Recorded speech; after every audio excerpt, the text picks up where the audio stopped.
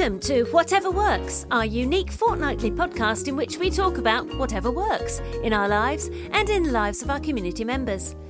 Find us at whateverworks.works. And why not join our community?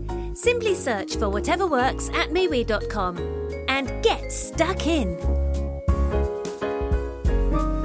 I've got a... How was your yesterday? Oh, which you can't talk about. Very interesting. Yeah. I can't talk about. I'm not really supposed to tell you. I'll tell you. I'll tell you all about it in the next show. Yeah, good fun. A nice day of filming. A typically long day. I started work at 8:30. I had to be there at 8:30 in the morning. I got up at 5:20 in the morning in order to be there at 8:30, and they used me at 2:30 in the afternoon for about 20 minutes. Oh. That's show business. Yeah. Actually, I can say all that on the show. Actually, I just did, didn't I? You certainly did. The skills of editing will no doubt paste it in. What did you do the rest of the time? Did you just sit and twiddle your thumbs and drink coffee? Yes, and I was chatting about that with a couple of other people there. You can tell the people who work a lot because they're fatter. Because in the filming and TV business, you wait and you eat. All you do all day long is you sit around waiting and you partake of the usually excellent catering. So you just sit and eat all day long, and then you work for about 3 minutes, and then you sit and eat for another couple of hours. Yeah, that's show business. I mean, if you look at any interview of any actor or performer in the world of TV and theatre, well, not so much theatre, but film and television, they will tell you that they spend most of their day waiting. It's sort of 90% waiting and 10% working. But the good thing is you get paid for the whole thing, so there you go. Yeah, right. Which is probably why things cost so much to watch on streaming and stuff. Because everyone's being paid for doing bugger all. But do you know what? I've done this business for years, and I've never ceased to be astonished how much money one can earn. You know, every few years I've been lucky enough, and I do mean every few years, maybe once a decade, I've been lucky enough to do a big advert and get paid something stupid like not far south of 10,000 quid for a couple of days' work. Grief. And I think, well, first of all, I think that's ridiculous, and it shouldn't be like that. But secondly, I ain't complaining. I'll have it. Thank you very much.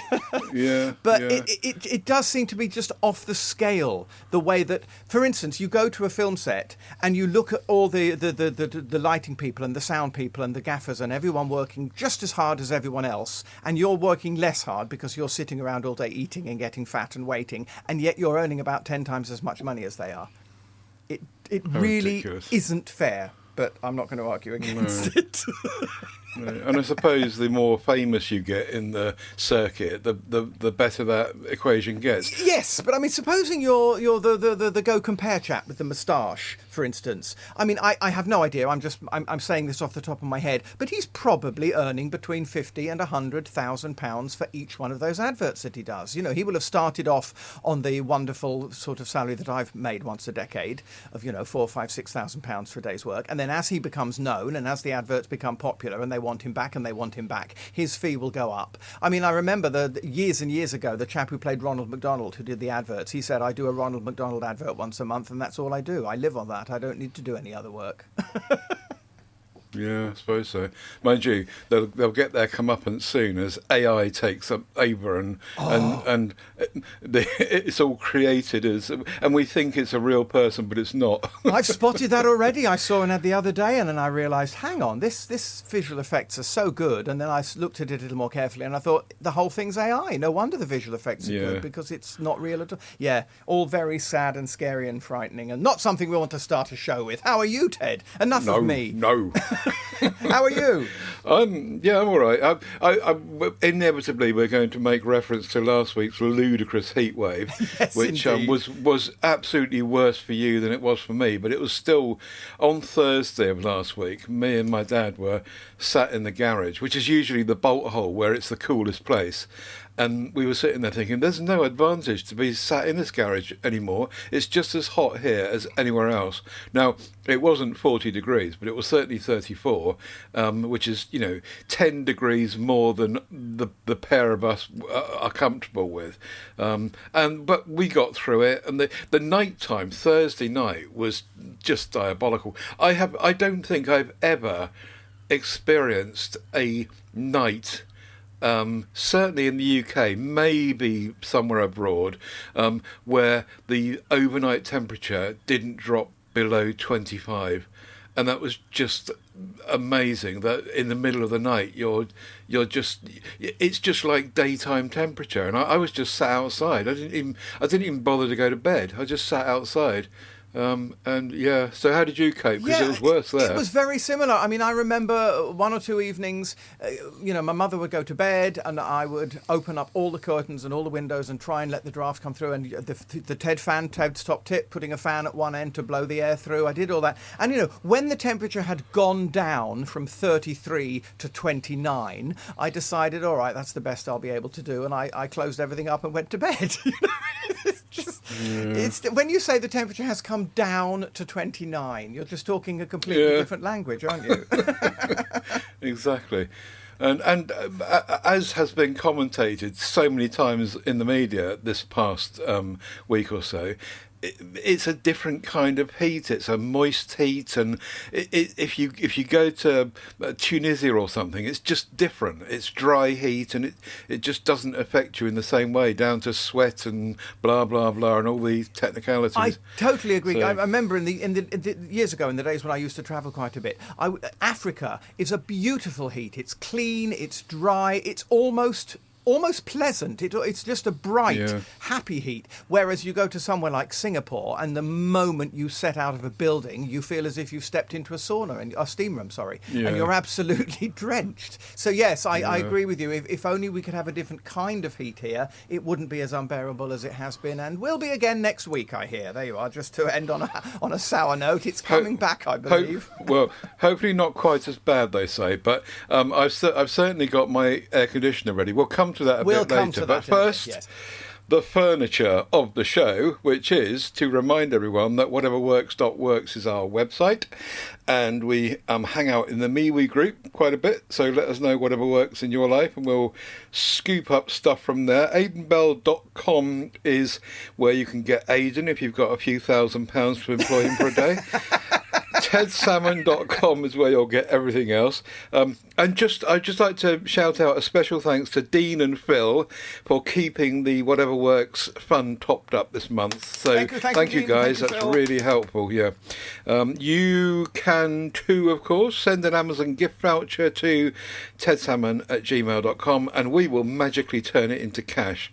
And if you're going to Amazon, don't forget to go in via my affiliate link, which also helps, and that is tinyurl.com/Amazon Ted UK. You know what? It occurred to me the other day. I of course, I still use your affiliate link, Ted. I do hope you're benefiting from pennies every time I waste money on Amazon. And it occurred to me, I can buy sex toys now, and Ted's not going to say anything. Whatever. Because they stopped me seeing what people buy. Exactly, and I remember there were days when every time I bought something, I thought, I know Ted's going to spot this, and he's going to know it was me. Yeah, very sad. I'll keep an eye on that to see if they ever bring it back, but at the moment they don't, so that's a bit of a shame. The other thing that happened this week, I don't know if you noticed, and it might impact you because you're a Radio 4 fan, is that the BBC turned off long-wave radio. It's switched off for good and gone. And to be honest, I didn't use long-wave radio, not since 1975 when we were listening to the test match on 1500 metres long-wave. And then it was very often sketchy and broken and waved in and out, and it was quite difficult to listen to. But it obviously depends on where you were. But yeah, Radio 4 and the test match special was long wave, I think. Were you a fan? I mean, I wasn't a fan of long wave, but I've always been a fan of, as you say, of Radio 4 because I'm a snob.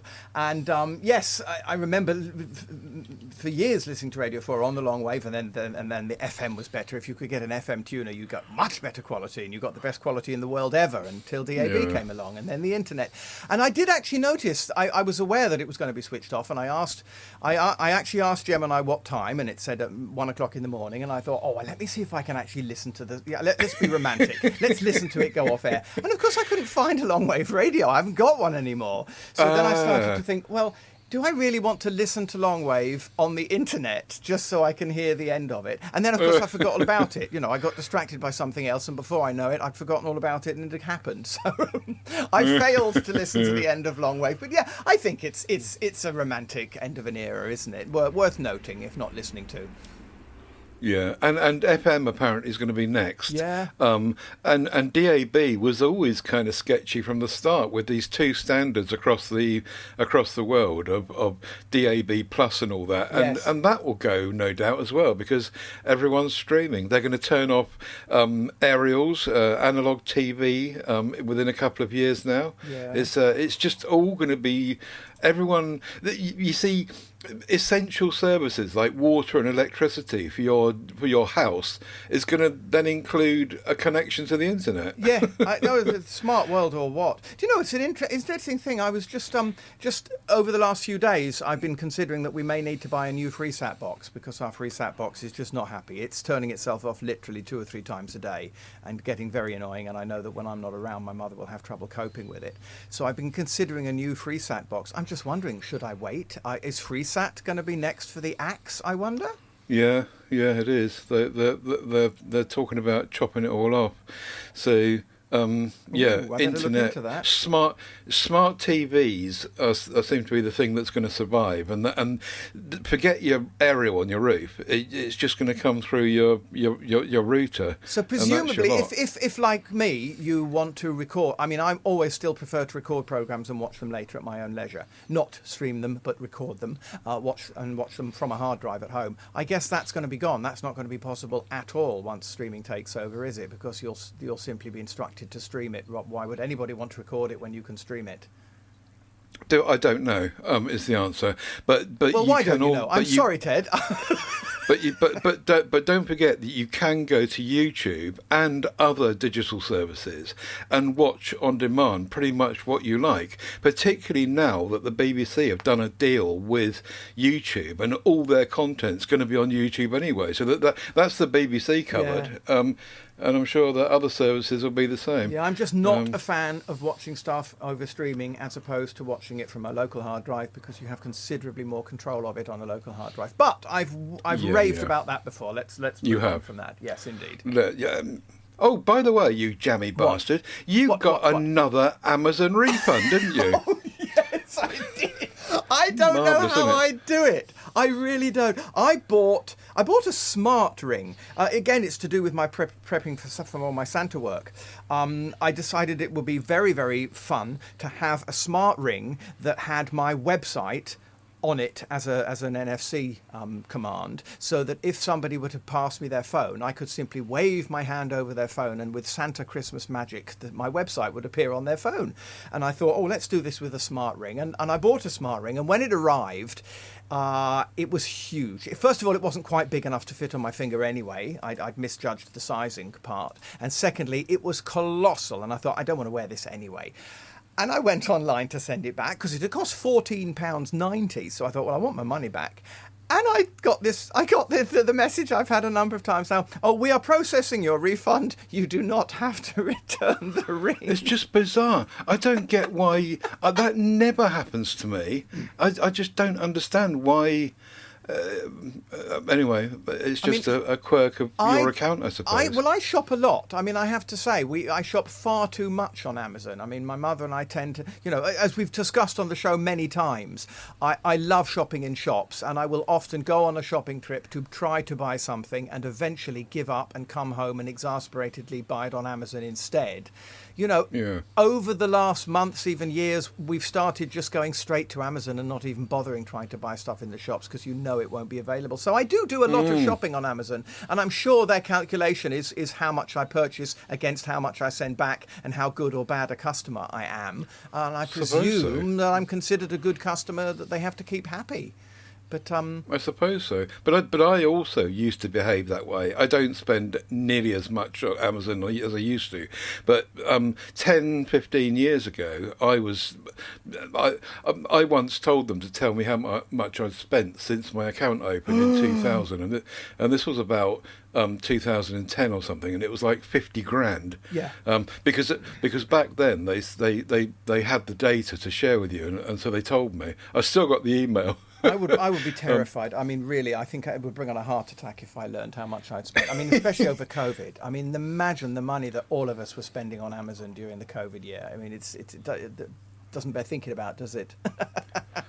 So tell you. I thought you already had a smart ring of sorts, but you thought you needed this for your Santa thing. Yeah, I have a smart ring that is my payment ring, which I still use, and I think I may have said on the show, I'm so pleased that now that technology has moved on, I'm able to use my smart ring without people going, "Oh, what was that? Did you pay with your ring?" Oh, it's like Harry Potter. We've passed all that stage, thank goodness. Yeah, so I thought, well, let's have a smart ring that's got an NFC chip tag built in, so that it opens my website on people's phones, as I said.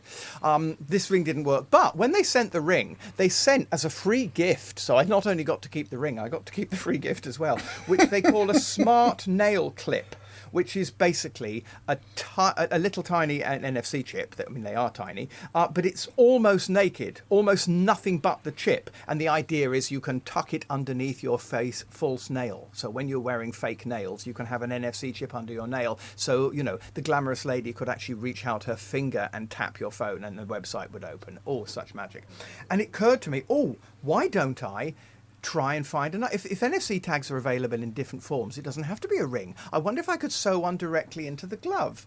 Well, a little bit of research, and I eventually discovered NFC laundry tags, which basically, to all intents and purposes, they're buttons. I mean, they look and feel and smell and touch like a button. It's basically a large button. However, built into the button is an NFC tag. And these are apparently made for sewing into clothes. So you just sew this into any piece of clothing that you wish, as you would a button. In my case, the inside of the palm of one of my Santa gloves.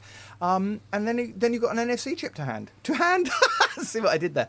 And there it is. And I've actually got them. I haven't got around to sewing it into the glove yet, but I have bought these things, and they were very cheap. I mean, cheapest chips, £6.99, and I think I got 10 or 12 of them, and because I only needed one, but never mind, I've got 12 now. So the story ends very happily. I mean, I kept the ring, I got the $14.90 back, and I paid $6.99 for 12 laundry tags, which are much better, and I have 12 of them. So I don't know if I'm thick or if I wasn't listening properly, but what's the point of it being in your gloves? That's probably both, Ted. The point is, when I'm liaising with the public as Santa and I want to advertise myself, I want them to be able to see my website rather than giving them a card telling them the address. Right. I have it built into the NFC chip. Sorry, maybe I didn't explain it properly. I know, and so I therefore assume everybody else knows what I'm talking about. So the idea is I've got the NFC chip in the palm of my hand, so when I move my hand anywhere near their phone, i.e. when I hold onto their phone, the NFC chip triggers their phone and miraculously the website on their phone opens up. Which is why I have my NFC turned up on my phone now. I asked Gemini, and Gemini said to me that actually 90% of phones tend to have their NFC chip switched on. They do, yeah. Because I guess it's because people use it for payment all the time. And Bluetooth as well. Everyone's willy-nilly. I said we would come back to anyway. That's great, and I'm very glad that you get free stuff from Amazon. This brings us back to Amazon. Brings us back to the aforementioned air conditioning, though, yes. And I'm a bit concerned because my air conditioning unit, which I think I've had for like about 8 years now, is just starting to show. It still works, but when I press the buttons on the top, sometimes I've got to press it twice for it to work. And I think that the number pad on the top with its buttons it might just be kind of running out. And as I say, I can make it work. When I first got it, it had a remote control, and I can't find it because I never use the remote control because I just use the buttons on the top. I've got legs. Yes. Well, maybe it will pay to try to replace the remote control. And then Yeah, it was maybe that could be true, but it just gave me the feeling of, shall I get a new one? Yeah. Shall I 8 years later? Should I play it safe and get a new one? I did find one on Amazon for £320, but here's the news that. Having cogitated for a couple of days and gone back now, just today I looked, and yesterday, you cannot buy one for love nor money. All of the air conditioning units are sold out right across Amazon, as far as I could see. And I've also gone to other places online, not Amazon at all, but just other places that provide air conditioning. And everyone just seems to be buying them up. I blame you. Well, now here's an interesting thing. Meanwhile, coincidentally, I decided that I really ought to bite the bullet and pay the money and get an air conditioner because, as we said at the beginning of the show, it's really becoming insufferable at night. So I thought, right, I'm going to do it. I've talked about it. I've talked on the show about it for 2 or 3 summers now. I'm actually going to do this. And as you say, Ted, I couldn't find an air conditioner. I started out with a conversation with Gemini, of course, to determine what would be the best air conditioner for me and what size and where I might get it. And Gemini made a recommendation, and I couldn't find it. It wasn't available. So I said to Gemini, this one's sold out. What's next? And we went through this 2 or 3 or 4 times until in the end I was saying to Gemini, can you just find an air conditioner anywhere in the country? Because as you say, Ted, there was not an air conditioner to be had for love nor money. Yeah. Well, God bless Gemini, because Gemini said to me, try Viking, because Viking is a big stationery warehouse and not many people know they also sell white goods. And sure enough, I got onto Viking and I found an air conditioner. It was slightly bigger than the one I wanted because I was recommended a 750 BTU and this was a 900 BTU, but I thought it's an air conditioner. 9,000. 9,000. 7,500. Sorry, beg your 9,000, pardon. yeah. Yes, thank you, Ted. Yeah. You're listening. That's good. Just checking. So I snapped it up like a hot cake. I thought, well, I'd set myself a 200 quid limit, and this thing was 347. However, with coupons online, I managed to get it down to 285. And I just thought, if I don't buy this now, I'm going to regret it in 10 minutes when I come back and having dithered and it's not there anymore. So I bought it. And the irony is, it is an Igenix 9000 BTU 3-in-1 smart portable air conditioner for small rooms with a cooling fan and dehumidifier mode. It's the same as yours. Yeah. I didn't realise when I bought it that I was buying the same unit that you had been so pleased with for so many years and sadly, unfortunately, now seem to be having trouble with. So that was a confidence. That was a good comfort to know, because you and I were chatting privately about it, of course. And I was very, very pleased to realise that I was buying the same one that you've got. The problem is, when it arrived, and I really a gold star for Viking, because it came very quickly. It came within the earliest window they said. I think it was about 48 hours after I'd ordered it. I had it. And this was, of course, right in the middle of the heat wave, so I was so grateful to have it. I then found myself forking out another £27 for the hose extension, because it comes with a hose, of course, but the layout I have at home, that hose wasn't long enough. I had to extend it, so I had to pay 27 quid on our favourite website for another hose. And then I found that I needed to pay another £21 for the funny window fitting thing with the material that opens up. So it was a bit pricey in the end. However, thank you, Ted, for your recommendation, because it's a bloody miracle. It is amazing. I use the timer. I have it come on at 12:30 when the cheap elec starts, and it heats my room for an hour, because I tend to wander into bed around Heats? It's heats? What am I talking about? Thank you, sir. You really are listening. It cools down my room for an hour. I wander in at 1:30, and it's beautifully cool. And having had this thing, I'm sure we all have, of waking up in the middle of the night in a hot sweat because it's so bloody hot, I actually determined that 5:20 would be a good time to set it to come on for a 20-minute boost. So at 5:20, I am woken up by the most almighty great... But never mind. It only takes 20 minutes and goes off again, and keeps the room beautifully cool. So I thank you for the recommendation many times over the years, and I thank the universe that I found the last remaining air conditioner in the country and snapped it up.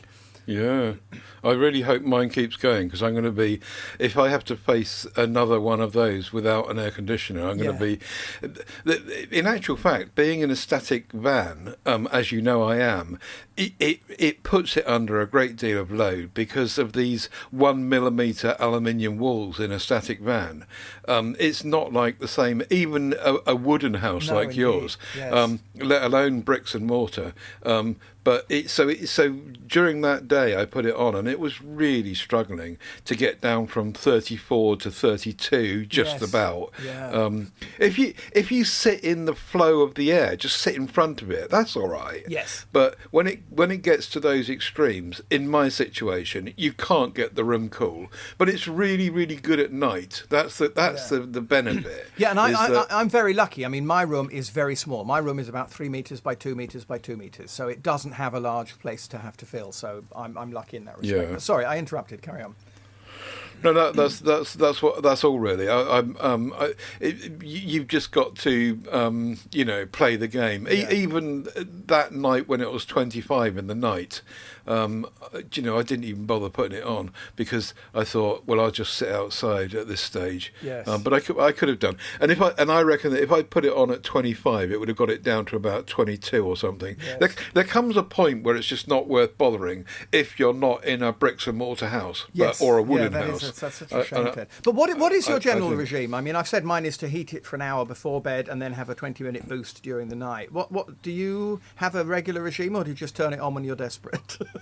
I just turn it on when I get settled for the evening in front of the telly. So about 11 o'clock, I turn it on, and I just leave it on the high setting. Mm-hmm. I shut the bedroom door, and then when I come to go to bed, typically about 1 o'clock, so 2 hours later, I turn it down to the low setting because by then it's cooled down the room, and I leave it on. See, I'm not like you. I don't care about the noise. I'll sleep through anything. Oh no, I so can't stand the noise. no, so the fact that this thing is making a noise is it doesn't matter to me. Yes. And then I wake up during the night and I think, oh, this is lovely. In fact, I'll put a jumper on now. And do you know what? Unusually for Aidan Bell, I'm actually very pleased to have the phone connectivity. It Bluetooths to the phone, or Wi-Fi's to the phone, I think. So I've got the whole set up in the phone. I can control it from the phone. I can have the timers set up via the phone. And in this case, I'm very pleased with that. Oh right, well that's not the same as mine then. It's obviously an updated model, isn't it? But same kind of name. That's weird because yours is a 9901. Mine is just a 9900. So I had assumed that yours was actually one up on mine. But there you go. No, because mine is 8 years old. You see, and so yours is a. Oh, it doesn't give the model number. Oh, yes, it does. No, it doesn't. I tell you what, we'll have to 9000 keep in touch with this BTU. off air, Ted, because I tell you what we might be able to do. I do use the remote. Sometimes I wake up in the night and I lean across and turn it on and off with my remote. But I could live without that. If the remote works for you, if yours is about to kick the bucket, but for the remote, you might want to at least long-term borrow my remote for a while to keep yours going. We'll have to look into that. Okay, yeah, we'll chat about it off air. But in the meantime, we're heading back to America. I think we should. It's halfway through the show. I think we better get on with it, hadn't we? Yes. Oh, great thanks to Elizabeth Everly, lovely Elizabeth Everly, who sent me some pictures of her pond. A lot quicker than it took me to send her pictures of mine, I should add. Elizabeth says, our pond is in, Aidan. We have a lot more planting to do to help it settle into its surroundings and encourage the wildlife, but we are so pleased with it. And she's of course sent some pictures through, which are lovely because her pond is built into a patio, built into a stone floor, whereas mine is built into the grass in the garden. And I think it's beautiful. The way they've done it is really lovely. I don't mean this to come out the wrong way or sound wrong, but it's a sort of hole full of water in their patio. That makes it sound awful. That's not what I mean at all. Yeah, But it's a pond within the patio, and it really does work very well. She says it's much better than the rusty old fire pit we pulled out of the centre of this little patio. We've even had our first amphibious visitor, and indeed the third of her 3 pictures shows, well, I assume it's a frog or a toad, but it's American, and I don't recognise it. I certainly don't recognise it in terms of the frogs that we have in our pond. But she has a very slightly scary-looking frog-stroke-toad in her third picture. And I did point out, I responded, of course, to Elizabeth, and I said, you will be amazed. I mean, certainly in England, you only have to put a bucket of water in your garden, and 10 minutes later, there'll be a frog in it. It's incredible how water attracts the wildlife. So I'm sure Elizabeth and family are enjoying watching all the various creatures of the world that are gathering around her pond. I'm stumbling. Take over. I was just going to say, in that first picture, I love the way in which the stones have been put, Yes. Going down into it around the sides. It looks really neat and nice there, as long as the water stays clear. Really nice. Well done, Elizabeth. Good job. Keep us posted. Yes, indeed. Right, next up is Chris Kelly's Love, which is the AeroPress. I noticed this week that the AeroPress have released an XL version, the bigger bugger, and it was in the sale last week, reduced from 70 quid to 46. Don't know if it still is. And I mentioned this in the group, and of course Chris went and got one, which was not a surprise at all. Our King of Coffee, the Whatever Works King of Coffee, he got one, and he's put a picture in the post as well of it working and done and dusted, and he's got coffee made in it, and it does look really nice. But as you might expect, it just looks like a bigger version of the AeroPress, so it's not really anything surprising or different, just a bigger version. So I'm glad you're happy, Chris. As am I. I've never, never used AeroPress, never drunk from AeroPress, so I cannot comment. But yes, I mean, there's nothing against more coffee. I'll say that. By the way, yesterday where I worked, they had where I can't tell you where I was. There was a subsidised cafe, a large latte, £1.50. I thought I'd like to work here. Yeah, it was like being back in 2000 again. £1.50 for a large latte. And proper baristed latte at that. None of your press a button on a machine nonsense. Cool. Very, very good indeed. Right, I got a nose trimmer this week, nose hair trimmer thingy, and ear and whatever else trimmer, and it was reduced in the sale from 17 quid to 11. Now, you may remember that the old one, which I covered on the show ages ago, was slowing down, and I thought, every time I turned it on, it was just like it was struggling to get up to speed, and I thought, yeah, it's Chinese rubbish. So I decided to get a new one. So I went into our favourite shop and I found this thing, and it's a Philips one, an NT3650. And it's really good. You can see the quality difference between the cheapo crapo one, which has worked okay for a few years, but nothing like this. And it's got all these little attachments as well. And there's one that you're supposed to do with your eyebrows with, and I went in to do this without kind of checking it all out properly, and I virtually removed my eyebrows with this. Then I discovered that in the box it had these two other length trimmer thingies, and I thought, yeah, that's okay, I'll have that one. There is a second one you can get, which is 18 quid, which has got some other attachments as well, which is supposed to be, I think, a beard trimmer or something else, and there's a bag you can put it in, all those sorts of things. But yeah, I just wanted to say that this Philips one, sometimes you do get what you pay for over a cheap Chinese one, and it's much, much better. Well, I can only agree, Ted, because I've got one too. This trimmer was brought onto the show by Jim Fowle back in 2023, I think.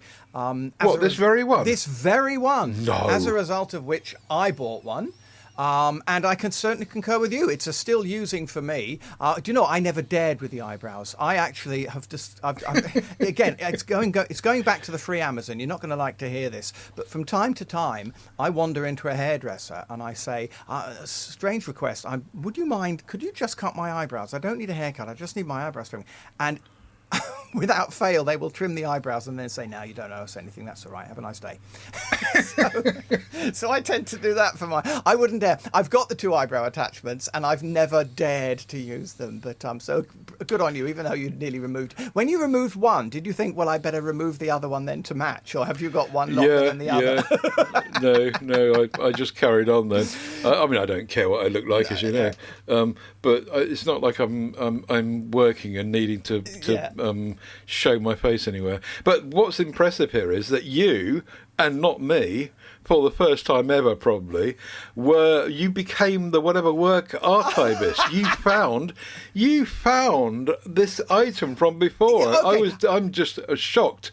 Well, thank you. I found it because I was specifically looking for it, because when I read your entry about this film, I thought, I know this trimmer. Oh, it's the same as mine. Well, I remember that I got mine because somebody brought it onto the show. I didn't remember offhand that Jim Fell brought it on in 2023, but I then went onto the show notes and had a look, and indeed, that was the history. So we both have to say grateful thanks to Jim Fell, because if he hadn't brought it onto the show, definitely. we would, well, you'd have better eyebrows, but we both have hair falling out of our noses by now. Absolutely. This is a multi-entry for Whatever Works, because it's still using for you. It's a gold star for Jim and me and you, and it's almost at 11 quid, as cheap as chips for the judge. Yeah, you're right. Hey, I tell you what, a world first on Whatever Works. One item, 3 jingles. Here we go.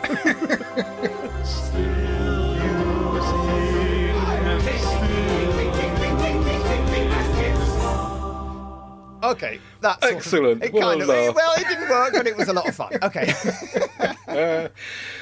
Right, next up is a very quick one. Glow-in-the-dark portable urinal for men with a screw-on lid, not the men. Not that the urinal's got a screw-on lid, not the men. Anyway, poor old Dad, they've told him he's got to take these water tablets, and so he's just going for a wee every 2.5 minutes. I do feel sorry for him, but he's got these feet that are kind of expanding, and they've said, you've got to have water tablets. Anyway, he used to carry this milk bottle with him in the car or when he's travelling at all, and the reason he wanted a big milk bottle was because he said that the opening at the top is much bigger. I guess he must have a big cock, and he wanted the bigger. Anyway, this thing that I found on Amazon, he's absolutely delighted with. It cost $12.99, and it's made for the job thing. It's made of really solid plastic. And the screw-on lid is really tight and everything else. And in that screw-on lid, there's some sort of, I don't know, luminous thing. And so we did test it out. If you leave it in the sun for a while and then go into a dark place, you can see it glowing slightly, which means you can find it in the night, I suppose. Right. But that's anyway. This thing, just going back to what you were saying earlier about Amazon. This thing arrived with the tag that is supposed to hold the lid from being lost around the neck. So it's just a little bit of plastic. Yes. And that was broken. And I wrote to Amazon and I said to them, I thought to myself, I'll get a free one here, and they'll tell me to keep this one, just like Aidan. Yeah. And I wrote to them and told them and complained. Not a titter, not even a reply, nothing. Anyway, it doesn't matter. It's not important, but I just thought I'd have a go. I have the Amazon Touch, don't I? This looks great, Ted. And I'm sorry for your father for the situation, but pleased that he's got something that works for him. I still keep in the car and have used on occasion, as you know, these sort of gel pack things where you sort of a bit like a sick bag with gel in the bottom, and you pee into it, and the whole thing turns to gel immediately. But yeah, this is a very good solution for your father. I'm glad it works. Yeah, absolutely. Still using and still using. A proper jingle. I'm still using my ice pop molds. I don't know if you remember these. Oh, I do. We've talked about these before. Yes. Yeah, Whatever Works 139, June 21. I think that must have been during COVID, wasn't it? 20. Yeah, I think it was. Anyway, these things are plastic kind of tube thingies, and you fill them up with whatever you want to fill them up with, and then at the top of each one of them, they've got a zipper thingy, the same as what you would expect to get if you bought a bag of cheese or something, grated cheese, and you zip this thing up, and it is totally watertight, and then you can shake it and put it upside down, stick it in the freezer, and then when it's frozen, you get an ice pop like in 1975. And they're great. I'd completely forgotten I had these. I found them in the drawer. It cost £8.99 for 120 of them. So clearly I didn't use 120. I used less, and there was some left. And I took them out. Now you can, if you're being really, really eco friendly. You can, if you're careful, once it's frozen, unzip that zipper and reuse them. But you're not supposed to. They're just supposed to be disposable, because there's even a tear point where you rip the top off when you get it out of the freezer. But if you're careful, you can do it. I have succeeded once or twice. But yes, that's my still using the ice pop molds. And last week, as you'd imagine, they were just great. I'm surprised that you had forgotten about and neglected them, because I do remember you really, really ranting very enthusiastically about them, as you have just now. So I'm glad you've rediscovered your joy of ice pop molds. Yeah. I tell you what I'm still using, and weirdly, talk about being the archivist, I couldn't find this. I know for a fact I talked about this on the show, but could I find it in the archives? No.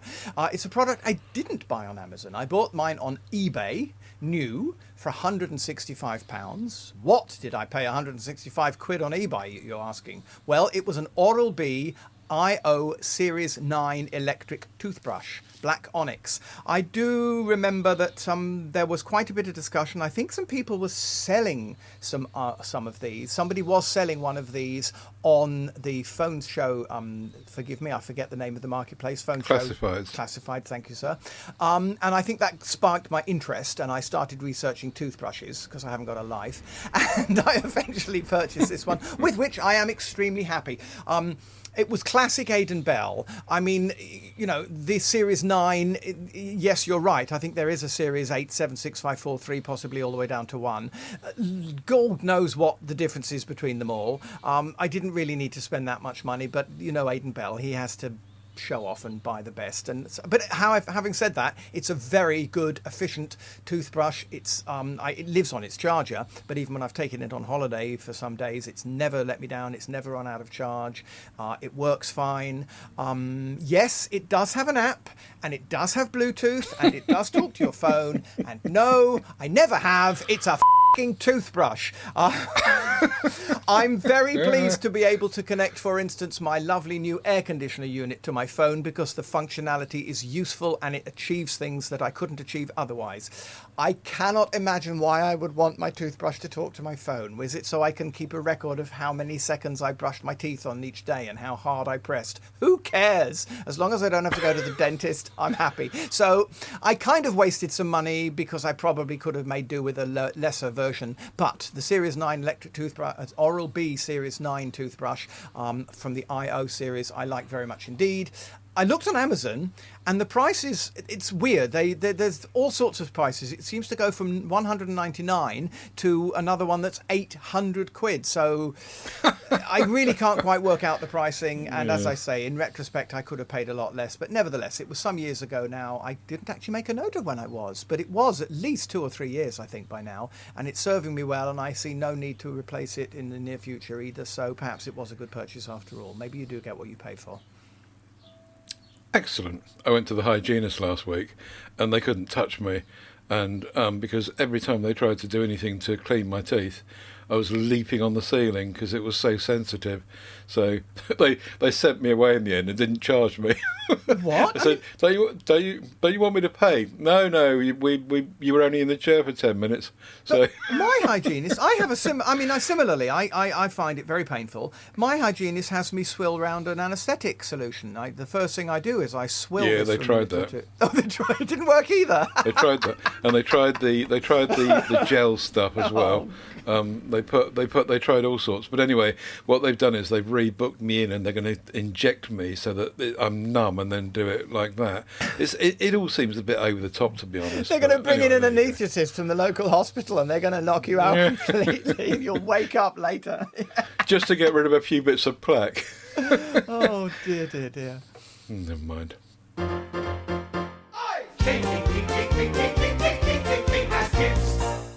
A couple of things for Judge Barton's cheapest chips. The first one is that my dad's sofa collapsed under me. Now, I know I'm a heavy bugger, but I was sitting on it and I heard this boing. Sure enough, I turned it upside down. I said to my dad, do you want me to investigate this? Because I'll have to ruin the fabric on the bottom. So I cut it open, and sure enough, there's these two springs in there. Which have over the years have been both of them have been broken.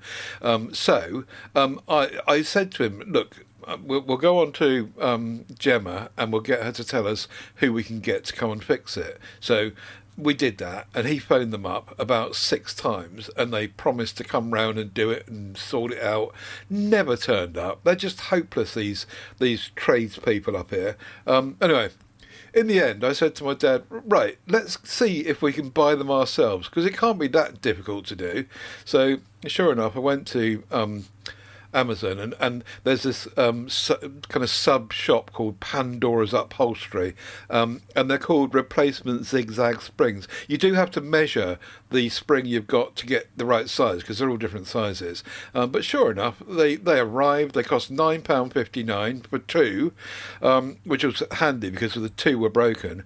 And I turned it upside down again, and I had to kind of heave and hoe and stretch it a bit. But yeah, it was fairly simple to do. And I thought, yeah, we are. Well, you'll identify with this because the Heath Robinson thing. But we are being encouraged by the likes of Amazon and the stock they keep to just do stuff ourselves, aren't we? Mm-hmm. Yes, yeah. I think that's brilliant. That's the route I would have taken, Ted. Excellent. Do you know, I've got to interject and say I do remember, you've reminded me, something I'll never forget. In my old car, I have a new car, by the way, I don't know if I mentioned it. My previous car, my Volvo XC60, the spring went. I got into the car with my friend James, who is small but quite fat, and he got in, and when he sat down, it went bang! It was like a gun going up. We were both absolutely white. We thought the world was coming to an end, and the spring had gone underneath my car. And of course, we to this day we joke about how fat James got in the car and broke the spring.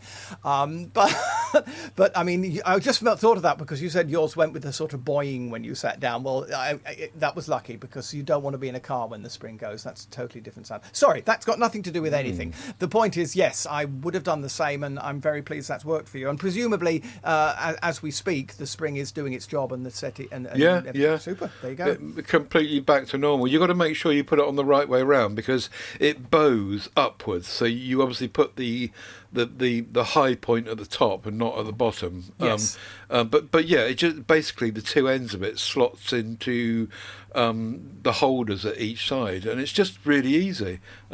But you know, a few years ago, probably we wouldn't have bothered even looking and doing that. Well, you probably would, but my family wouldn't. Maybe I've had an influence on you then, Ted. That's good. Easy fix. And I just realised that the second one that I just talked about, I completely forgot that I was going to get in and I didn't. And so I'll save that for the next show. I want one of those. Oh, Ted, I want a dragon. I found I mean, you know, it's probably the same with yourself. Who knows how you find these things? You're just playing on the web and they appear. It's a handcrafted wooden dragon, and it calls itself an automation. It's $229 US, which is why I'm not buying one. It's an automaton. Automaton. I beg your pardon. I can't read. Yeah. I won't be buying one because it's over $200. But nevertheless, if you have a look at it, it's a dragon, and it's got its wings open, and it's got little rods. And when I can't quite remember. You're probably looking at it as we speak. I can't remember whether it's mechanical or battery driven. It's probably battery. Yeah, mechanical. It is mechanical. You crank it. And then the rods move up and down, and the wings of the dragon move up and down, and the dragon appears to fly. But it's just so beautifully done. As the wings go up, the body goes down, and then vice versa. And not only that, they've somehow managed to achieve a very graceful, rounded motion. It's not a sort of up, down, up, down, up, down that you might get on something cheap. I can see why it's $229, because it's just beautiful, and to watch it is beautiful. And It's one of those things. I'm in a lucky enough position that I would have $229 if I was stupid enough to spend it. So I'm glad that my self-control is still strong enough that I am not going to buy one of these, much as I really, really love this beautiful thing. I could sit and sit with this on my desk watching it fly all day long. Do you like it? It's really nice. Yeah, absolutely. I'm totally with you on this. And I need to correct myself because in the first picture on the linked website at uleek.com, there is what looks like a handle. But if you start to look down at the other pictures, I'm looking at myself now, yes. there's a motor and a battery. And clearly, I think you can probably do either. You can crank it or you can have it run itself. Yeah. You can indeed, because there's a video which I'm now looking at where a little finger comes into the screen and presses the on button, and then off it goes with this beautiful fluid motion that's just so lovely. I want one. Yeah, so do I.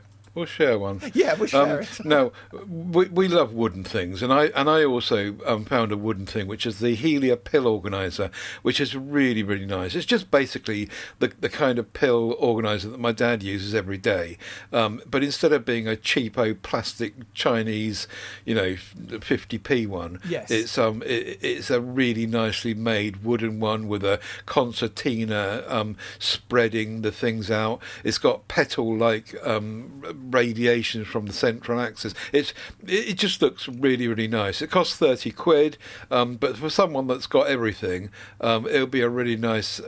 It's made of cherry wood, and it's obviously been made to be safe for drugs to go in them. And it's just, each component door turns on a brass rivets, says the blurb, and closes with strong neodymium magnets, whatever that means. But yeah, it just looks lovely. And I think I probably will end up getting one of these for my dad for a birthday or Christmas or something, because it's just so nice. It is lovely, and it's much easier to justify than the Dragon, because if you need to take pills, then this has a practical use. It's quite funny when you said for someone who has everything. I thought you were referring to the illnesses for which they were taking their pills. Oh dear, someone who has everything and wants to get rid of it. Yeah, but two beautiful wooden items. The second one is actually not only considerably cheaper, but also a lot more practical. I'm afraid if I had to choose between the two, I'd go with the pill organizer. Sorry, Dragon. Here. Whatever.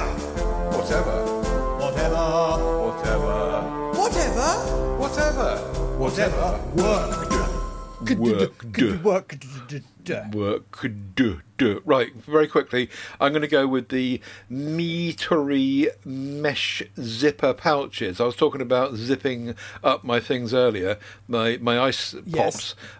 And this is something that someone brought to show 94 in November 2019. I can't remember who it was. But yeah, a bunch of zip bags. And I can remember on the back of this, my late mum, bought some of these and she used them. And they're still in use. She used them to put manuals and handbooks of devices in. Yeah. And they're still there. They're still there in the cupboard. Being put to very good use. So no idea how much they are because they're not available anymore. So tough titty.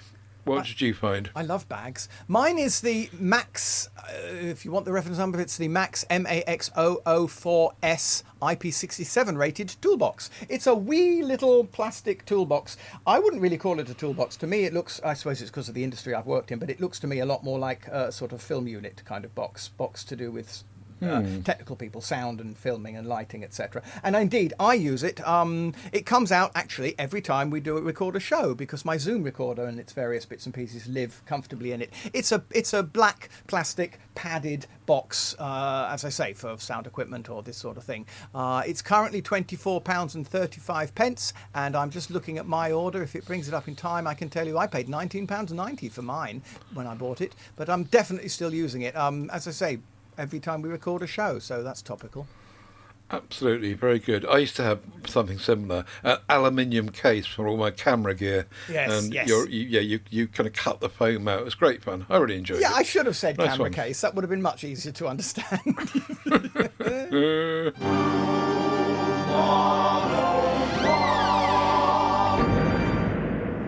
Mine is quick because it won't bother you in the slightest, because mine is WhatsApp. Voice messaging, and I know you're not a fan of voice messaging. I believe you would never send a voice message at the pain of death. Nor WhatsApp. Nor use WhatsApp. But I do it frequently. I have friends with whom I communicate almost on a daily basis with voice messaging. And WhatsApp has introduced noise reduction.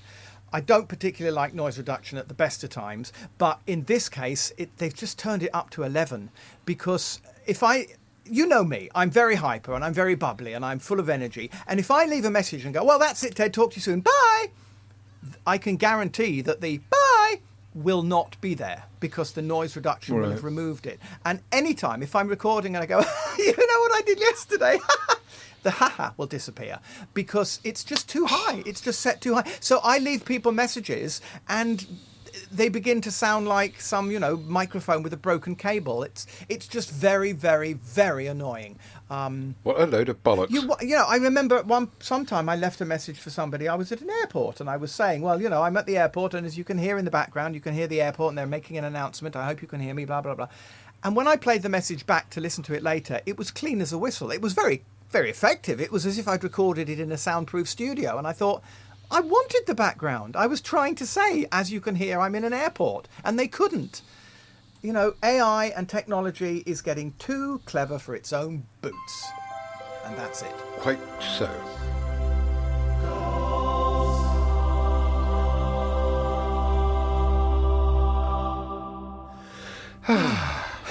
Oh, in unison too. Oh, and it's me, sorry. I was so impressed. Pip Tomlinson wants to give a gold star to the Mubi Gran Saria Cinema. Mubi Gran Saria Cinema. It's in Barcelona. No wonder I can't say it. It's a gold star, he says, to my local cinema here in Barcelona. They show every film in English. It's clean, small, quiet, and it's only €13 for a ticket, or €6.50 on Wednesdays, which is well worth it for the experience. The staff are really nice too, and the snacks and beers are pretty cheap. I wish every cinema could be like this. I'm glad you've got a favourite cinema, Pip. I do too. I don't know if you know it, Ted. Do you know the Everyman Cinemas, Ted? They're a chain in the UK. Yeah. And we have an Everyman in Barnet, which was, and I'm glad to say still is, a traditional old-fashioned cinema with big seats and velvet drapes. And they've actually put in, as well as the big seats, they've put in couches. And you can actually sit on a couch with cushions, and you have a little table next to you. And you can order from the bar, or they do a one-time service before the film starts, coming round and taking orders from your seat, and you can order your coffee or your drink or your popcorn or whatever it is you want. Really lovely. Yeah, so well done. I'm very pleased for you, Pip, and I share the favourite cinema experience. It's very nice to have one. Yeah, there's one in Colwyn Bay nearer to me where it's very similar. Well, not with sofas, but it's very, very old fashioned and nicely turned out. And I should go there more often. Really, I haven't been there for years, but because I tend to, as I think I mentioned before, not go to cinemas because of this ridiculous level of noise, and I end up going there with my ears full of cotton wool so I can not be blown away with the bloody noise. But anyway, that's why you remember it as a Victorian cinema, because the last time you went was 1840.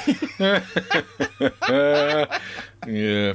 Anyway, yeah, good one, Pip. Well done. The Moody Gran Saria Cinema in Barcelona. Barcelona. So, thank you so much for chipping in with that, and thank you to everyone who takes the time to join us in the MeWe group, where we scoop up stuff for the show, which we have done today. Whateverworks.works is our website. aidenbell.com is where Aiden can be found, and tedsalmon.com is where you can find me and all the links to all of our other MeWe groups, all of our audio podcasts and everything, and find out whatever you want about everything in the whole world. So I shall leave you, as always, to give us some last word or pearl of wisdom.